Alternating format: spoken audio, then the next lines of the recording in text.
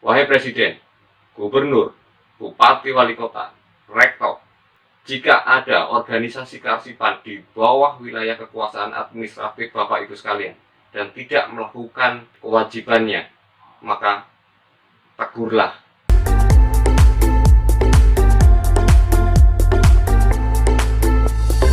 Baik teman-teman sekalian, Assalamualaikum warahmatullahi wabarakatuh. Kita jumpa lagi di Belagu. Dan kali ini kita sampai pada bagian terakhir dari Belagu, yaitu di part ke-9. Pembahasan pertama kita kali ini adalah sanksi administratif. Nah, sebelum kita masuk pada pokok bahasannya, saya ingatkan teman-teman yang belum subscribe channel ini, silahkan subscribe terlebih dahulu, karena dengan begitu teman-teman sudah memberikan dukungan yang sangat berarti bagi Pusat Arsip Indonesia untuk terus menyediakan konten-konten yang bermanfaat untuk kita semua. Baik, kita akan masuk langsung pada bahasannya. Ini dia.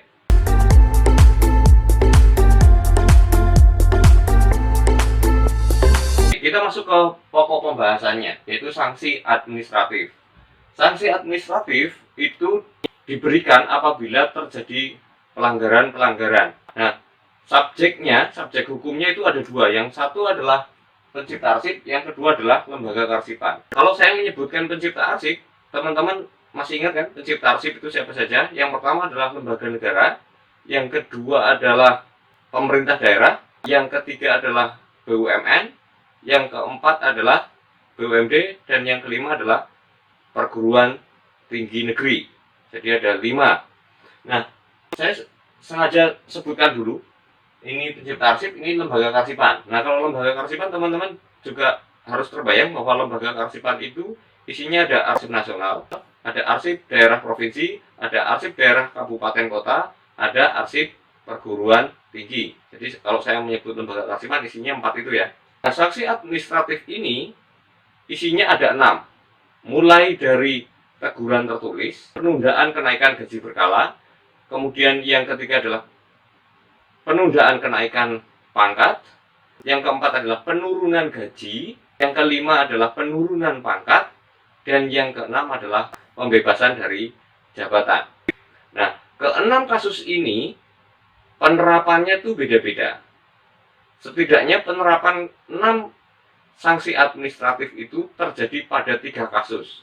Nah, inilah yang akan saya sampaikan 3 kasus ini. Kasus pertama adalah jika pencipta arsip tidak membuat JRA, karena di sana disebutkan pencipta arsip itu wajib membuat atau memiliki JRA. Yang kedua, apabila lembaga kearsipan tidak memenuhi kewajibannya untuk melakukan pengelolaan arsip statis. Jadi untuk lembaga kearsipan, jika lembaga kearsipan tidak memenuhi kewajibannya untuk melakukan pengelolaan arsip statis, dan jika lembaga kearsipan tidak membuat daftar pencarian arsip. Itu kasus pertama. Model penjatuhan sanksinya seperti apa? Nah, model penjatuhan sanksinya itu seperti ini. Pertama, jika mereka berdua ini tidak memenuhi kewajibannya, maka sanksi pertama yang akan mereka dapatkan adalah sanksi teguran tertulis. Jadi level 1 adalah teguran tertulis. Jika 6 bulan pejabat yang bersangkutan tidak melakukan perbaikan, maka akan dikenakan sanksi administratif berupa penundaan gaji berkala. Nah, jika 6 bulan berikutnya tidak dilakukan perbaikan, maka pejabat yang bersangkutan akan naik sanksi administratif berupa penundaan kenaikan pangkat. Kasus pertama clear ya? Kita masuk ke kasus kedua. Kasus kedua adalah jika pencipta arsip tidak membuat program arsip vital. Itu kasus lembaga kearsipan. Jika lembaga kearsipan tidak menjamin kemudahan akses arsip. Pada level 2 ini, sanksi administratif yang akan mereka terima adalah yang pertama adalah teguran tertulis. Tapi begitu 6 bulan mereka tidak melakukan perbaikan, maka ini berubah. Bukan penundaan gaji, tapi penurunan gaji. Beda levelnya. Jika 6 bulan berikutnya tidak ada perbaikan lagi, maka sanksi administratif yang diterima adalah penurunan pangkat. Itu untuk kasus kedua. Clear ya? Jadi beda antara kasus pertama dan kasus kedua. Jenis pelanggarannya juga beda. Kita masuk ke kasus ketiga. Kasus ketiga, untuk di pencipta arsip, Pencipta arsip itu pertama wajib membuat 4 instrumen. Jadi 4 instrumen oleh undang-undang itu diwajibkan. Yang kedua adalah pencipta arsip itu wajib menyediakan akses arsip dinamis. Yang ketiga adalah pencipta arsip itu wajib melakukan hal-hal yang berkaitan dengan arsip terjaga. Dan apa saja treatment yang diperlukan untuk arsip terjaga? Yang pertama adalah memberkaskan, kedua adalah melaporkan, yang ketiga adalah menyerahkan salinan autentiknya kepada arsip nasional. Untuk yang level 3 ini hanya berlaku untuk pencipta arsip, tidak ada di lembaga kearsipan, kosong. Sanksi administratifnya apa? Sanksi administratifnya adalah pertama, mereka akan mendapatkan teguran tertulis. Yang kedua adalah jika 6 bulan tidak melakukan perbaikan, mereka akan mendapatkan sanksi administratif berupa penurunan pangkat. Tidak ada perbaikan, maka mereka akan mendapatkan sanksi administratif terberat, yaitu pembebasan dari jabatan. Itu sanksi terberatnya. Bisa dipahami sampai sini? Nah, setelah teman-teman mengetahui ini semua, maka sekarang teman-teman bisa melakukan himbauan kepada mereka yang sedang berkuasa.